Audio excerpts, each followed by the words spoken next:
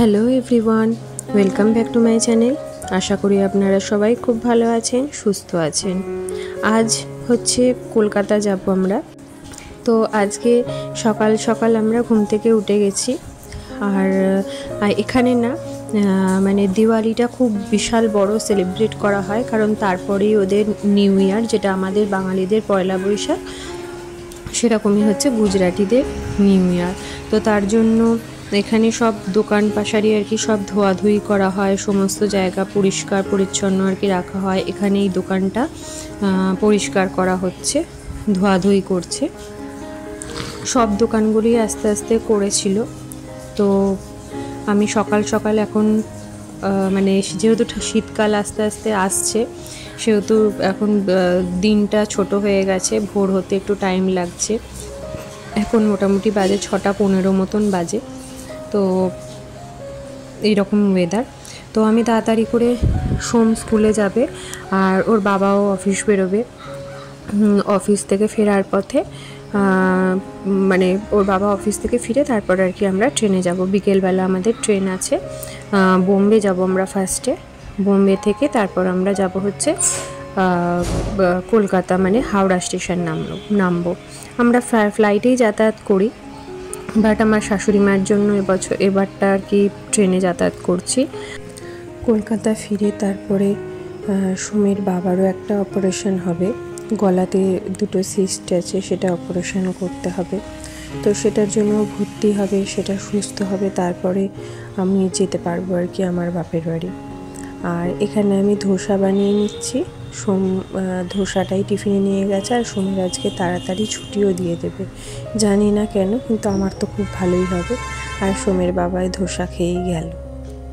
আর এখানে আমি কিছু কাছাকাছি ছিল সেইগুলো করে রেখে দিয়ে গেলাম, কারণ আমার মানে আমি পরে ফিরবো, সুমির বাবা আগে ফিরবে, তো তার জন্য আমি এখানে কাছাকাছিগুলো সেরে রেখে দিয়ে গেলাম।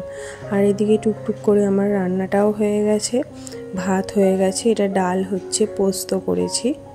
তো আমার ওদিকে লাগেজ প্যাকিংও কমপ্লিট, আস্তে আস্তে লাগেজগুলো নিয়ে আসি। আর সোমের বাবা যাবে হচ্ছে অফিসে গেছে ও আজকে, কারণ অফিসে প্রচুর প্রেশার, তো তার জন্য বেরোতেই হয়েছে। আমরা এখান থেকে গাড়ি নিয়ে চলে যাব স্টেশন। সোমের বাবা বাড়ি এসে ড্রেস চেঞ্জ করে তারপরে যাবে। যেহেতু আমার শাশুড়ি মা আছেন, ওনাকে নিয়ে যেতে একটু টাইম লাগবে, তো আমি ওই জন্য আগেই ছেলে মেয়ে আর শাশুড়ি মাকে নিয়ে আমি বেরিয়ে গেছিলাম। তো এই যে আমার লাগেজ হয়ে গেছে।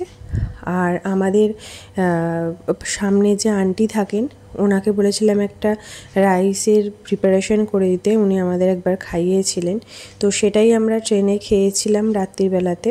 পরের দিন সকালবেলাতেই আমরা নেমে গেছি, মানে রাত্রিবেলা 8টার সময় ট্রেন ছেড়েছে, আর পরের দিনকে আমরা 10:30টার দিকে আমরা নেমে গেছি সকালবেলাতে। আর নামার পরে স্টেশনে এখানে এরকম আরবান পড পাওয়া যায়। আমরা কোনো হোটেল ভাড়া করিনি, জাস্ট একটু স্টে করব বলে। তো আমাদের কোনো আইডিয়াও ছিল না কীরকম হয়, বাট খুবই সুন্দর ছিল। কিন্তু এখানে কোনো খাবার অ্যালাও ছিল না, নিচে গিয়ে খেয়ে আসতে হবে। স্টেশনে যে ছোটো ছোটো হোটেল রয়েছে সেখানে গিয়ে খেয়ে আসতে হয়। আর এইটা হচ্ছে আমাদের ফ্যামিলি পড ছিল। ফ্যামিলি পডে 2টো বাথ থাকবে, নিচে একটা ওপরে একটা।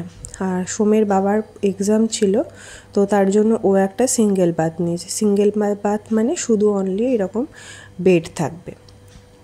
আর এখানে আমি ছেলে মেয়েকে নিয়ে চলে এসেছি একটুখানি ব্রেকফাস্ট করার জন্য।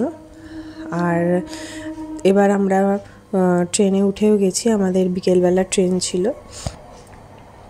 তো আমরা কলকাতা অলমোস্ট মানে পৌঁছবো, কিন্তু আমাদের ট্রেনটা এতটাই লেট করেছে।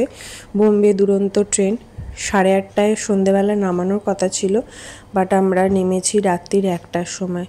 প্রচণ্ড মানে মানে হয়েছে, আমাদের আর কারোরই ভালো লাগছিল না ট্রেনের মধ্যে। তো এটা হচ্ছে নেক্সট ডে। এখানে মা রান্না করছিল, কুটনো কাটছিল। আর এখানে আমি বিকেলবেলাতে সোমের বাবাকে ভর্তি করাতে ওর হচ্ছে নেক্সট ডে অপারেশন। দুটো আসলে ওর সিস্ট ছিল গলার দুদিকে দুটো, তো ওটা কিছু মানে ওটার অপারেশন ছাড়া কোনো গতি ছিল না। ওকে ভর্তি করিয়ে দিয়ে আমরা টুকটুক করে এবার বাড়ির পথে যাই। ওর কালকে অপারেশন। আর ভিডিওটাও আজকে এখানেই শেষ করছি। আবার খুব তাড়াতাড়ি দেখা হবে নতুন একটা ভিডিওতে। ততদিন আপনারা সবাই ভালো থাকবেন, সুস্থ থাকবেন। বাই।